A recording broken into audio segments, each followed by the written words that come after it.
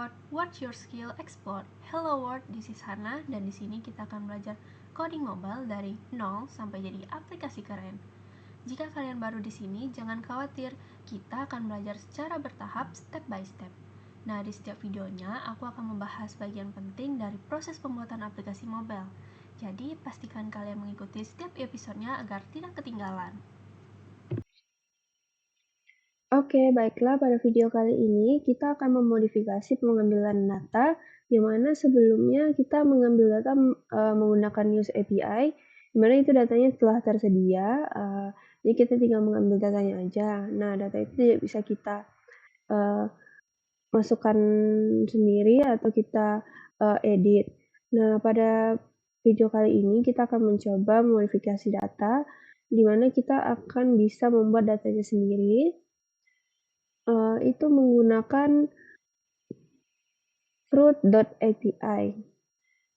Fruit.api ini sebuah cloud database untuk kita menyimpan data secara online. Nah, di sini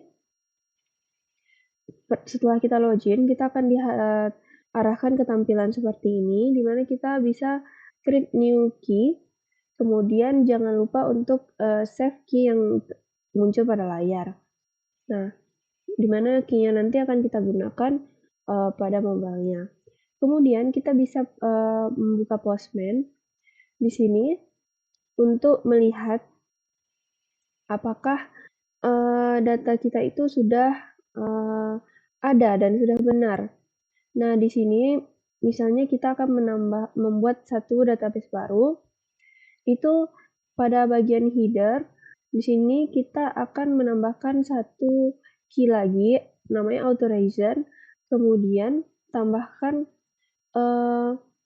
bearer, terus API key-nya di sini, di bagian header. Nah, kita cukup menambahkan satu key dan value ini. Kemudian pada bagian body, nah kita bisa memasukkan apa yang kita inginkan. Nah, di sini saya akan menambahkan misalnya date, title, sama journal. Nah, kita akan pilih misalnya post. Kemudian, nah ini linknya kita, ini adalah default link yang bagian ini. Kemudian di bagian ini namanya ini bebas sesuai keinginan kita untuk resource-nya. Misalnya data jurnal saya bikin. Kemudian kita bisa send. Kemudian datanya akan tersimpan pada bagian ini. Kita bisa lihat di data item kita. Nah, ini adalah data jurnal yang tersimpan. Gitu.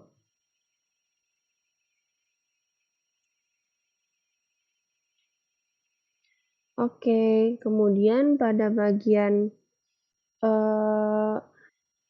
Android-nya, pertama kita akan membuat pada modelnya journal request. Di sini data apa saja yang bakal kita pakai, karena pada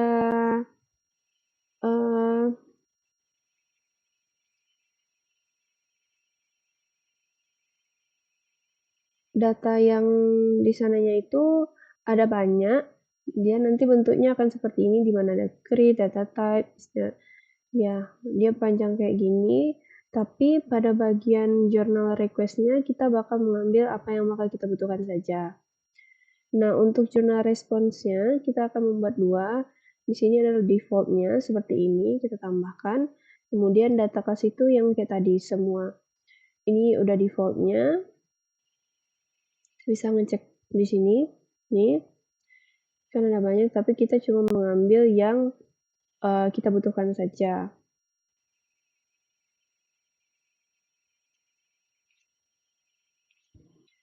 Oke, kemudian pada network-nya, News API, kita akan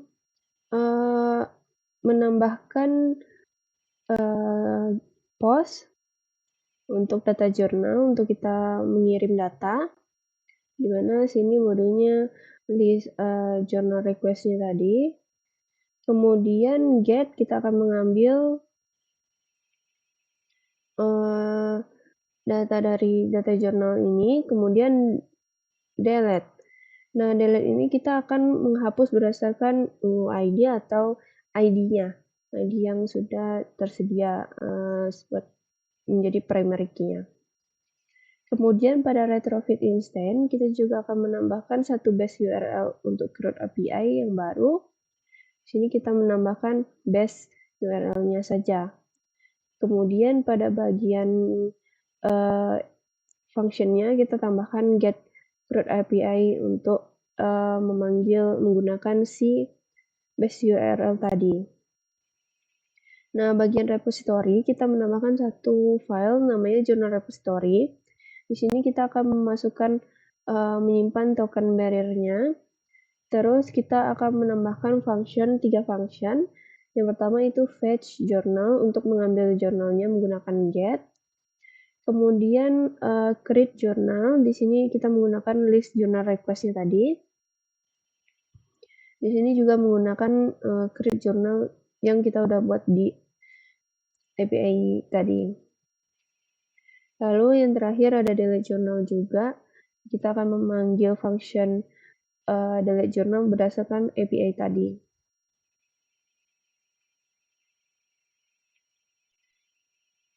Nah, kemudian pada view model, kita juga tambahkan journal view model. Di sini untuk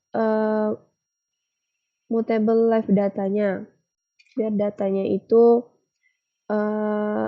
dapat diobserve statusnya saat mengambil datanya. Kemudian create status ini kita set untuk mengambil observe statusnya. Statusnya itu pada saat mengirim data itu bagaimana. Kemudian delete status juga itu status saat menghapus data itu kita dapatkan. Nah, di sini ada fungsi untuk mengambil jurnalnya, dimana kalau misalnya datanya itu tidak nol, maka dia akan mengecek dulu network utils apakah networknya available. Nah, bagian network utils ini, pada bagian utils, kita akan menambahkan kodiangan seperti ini. Ini berfungsi untuk mengecek apakah jaringan itu bisa diakses. Apakah internetnya capable, connectivity-nya, service-nya connected. Kalau misalnya iya, maka dia akan mengambil datanya tadi di loading. Nah, resource ini kita akan membuat satu file lagi di utils dengan nama class resource. Di sini ada kelas-kelas di bawahnya seperti success, error, loading, sama empty. Nah, kalau sukses dia akan menampilkan apa, kalau error apa, loading apa, empty apa.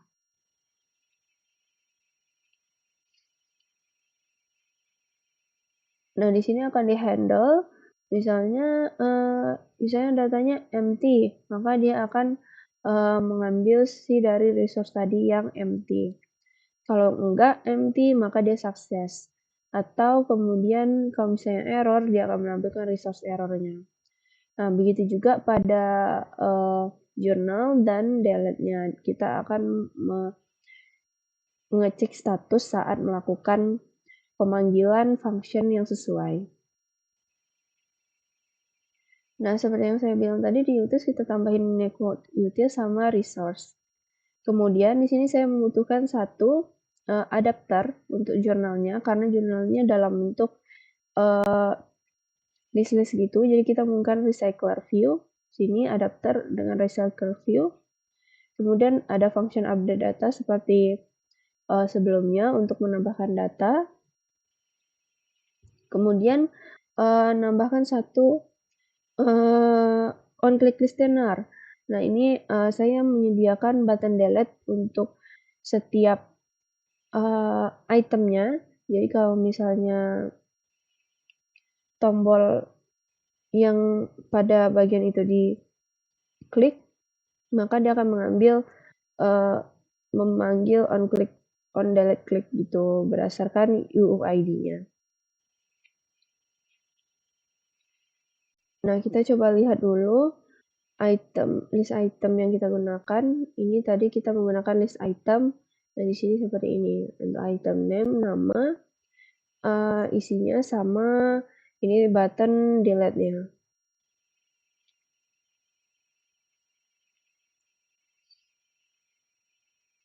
Nah, nanti dia bakal seperti ini. Apakah dia bisa dipanggil? Nanti dia bakal muncul list-list datanya. Nah, ini ada pada journal fragment. Sebelum kita melihat bagaimana cara untuk mengambil datanya, di sini kita akan menambahkan satu view lagi, di mana ini namanya itu shimmer. Shimmer ini berfungsi misalnya saat loading, dia nggak kosong gitu aja. Jadi dia tuh kayak ada tampilan yang menunjukkan kalau dia tuh sedang loading. Atau tampilan untuk ketika dia error atau ketika datanya itu nggak ada. Nah, jadi kita akan menambahkan satu implementation dulu, namanya ini Facebook Shimmer. Setelah itu kita sync Gradle-nya. Kemudian kita akan menambahkan layout, di mana layoutnya itu ada loading. Di sini kita menggunakan Shimmer.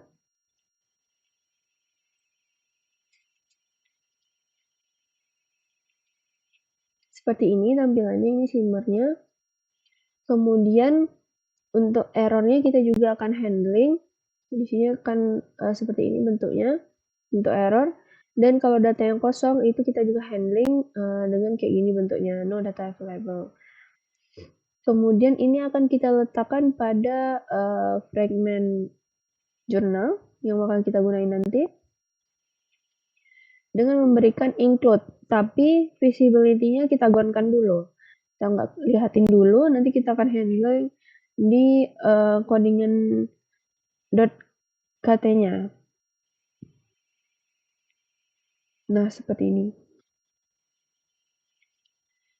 Jadi untuk memanggil datanya tadi, kita akan menambahkan satu variabel ini namanya journal view model yang diambil dari journal view model.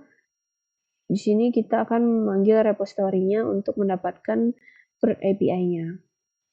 So, ini adalah untuk mengambil menggunakan API-nya tadi pada fragment ini. Nah, kemudian ini kita tambahkan adapternya untuk membuat list kosong, tapi kita juga memasukkan si delete ini dengan memanggil parameternya UID-nya. Kemudian di sini saya ada dua function untuk get sama create. Nah, di mana get ini dia akan mengambil si journal entries-nya dari view model tadi. Nah, kita observe dulu datanya berdasarkan resource-nya tadi. Nah, apakah resource-nya itu loading? Kalau dia loading, maka akan tampil log kayak gini. Kemudian si yang loading journal tadi, layout loading-nya tadi, shimmer-nya kita visible. Kemudian yang lain kita gonkan. Yang lain ini ada empty, error, sama journal view yang aslinya. Nah, kalau sukses, itu yang di visible-nya itu yang si journal view-nya.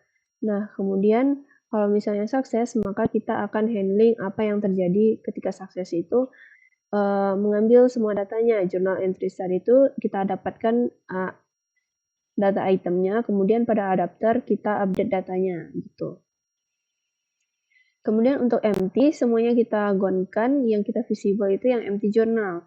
Nah, yang untuk error juga sama, kita visible yang bagian errornya. Kemudian kita handle, misalnya kalau misalnya error journalnya kita klik, di sana kan tadi ada button ya, maka dia akan mengulang lagi, mengambil lagi. journal entry-nya, apakah ada gitu. Nah, untuk create journal entry-nya, kita di sini akan menggunakan memasukkan data dari sini saja dulu. Nah, kita masukkan dulu name, journal, date, sama image-nya, kemudian kita masukkan ke journal entry. Kemudian kita akan mengecek statusnya dengan create status tadi, apakah dia loading, sukses, atau error. Nah, untuk bagian delete, karena ini ya UUID, maka kita akan juga masukkan si view model dari UUID-nya, menggunakan UUID untuk menghapusnya.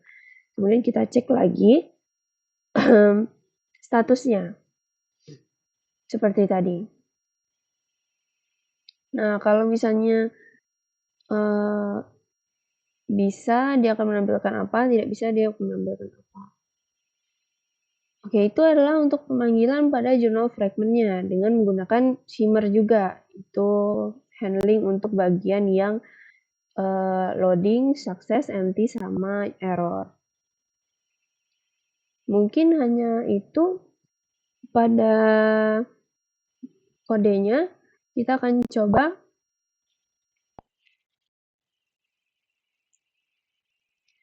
Nah, ini coba kita lihat di sini shimmer-nya udah muncul ya. Ini kalau kita lagi loading untuk mendapatkan datanya.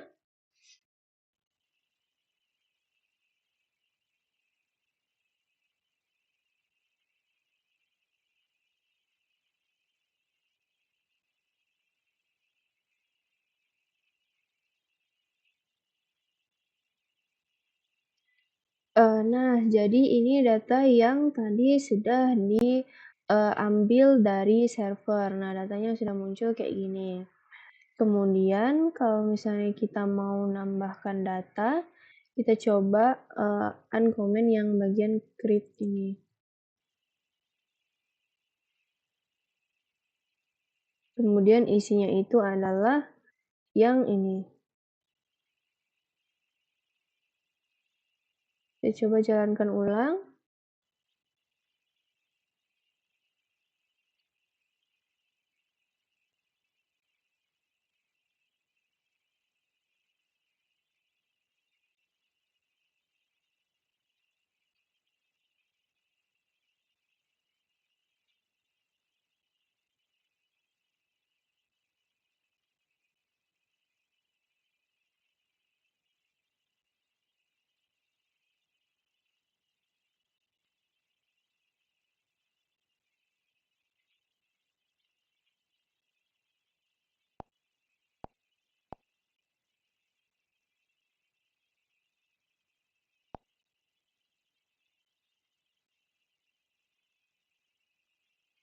Nah, nih, journal entry cleared katanya. Yang ini kan data yang baru tadi kita masukkan. Nah, jadi itu untuk yang create journalnya.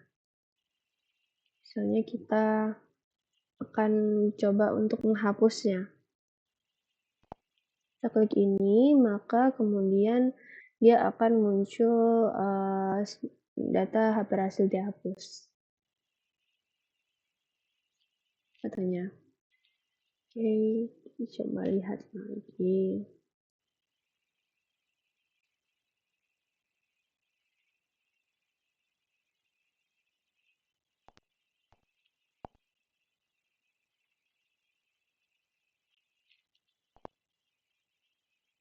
Ini data tadi yang sudah dihapus sebelumnya tadi. Nah, jadi tinggal satu datanya lagi. Berarti kita berhasil untuk menampilkan, untuk membuat, serta untuk menghapus datanya.